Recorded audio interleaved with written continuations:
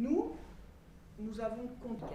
Il n'y avait pas, il se trouvait dans notre salle. L'infraction qui m'est reprochée en ma qualité de président du syndicat de la magistrature, je la conteste. Je ne peux pas être considérée comme éditrice d'un panneau que le syndicat n'a jamais eu l'intention de publier. Les images de ce mur ont été filmées en cachette par un journaliste qui l'a revendiqué comme un acte politique et qu'elles ont ensuite été publiées par le site Atlantico, qui est clairement marqué à droite. Ce mur, il a été constitué au fil du temps par des syndiqués qui étaient exaspérés par les attaques dont la justice faisait l'objet. C'était avant 2012.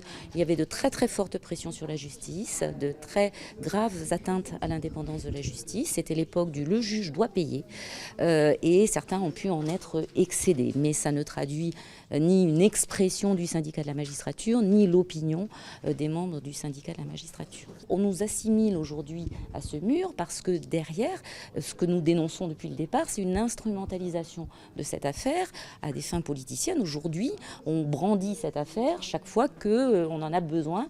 C'est-à-dire qu'on considère que parce que le syndicat de la magistrature serait de gauche, que ses membres auraient des opinions politiques, il ne serait forcément impartial.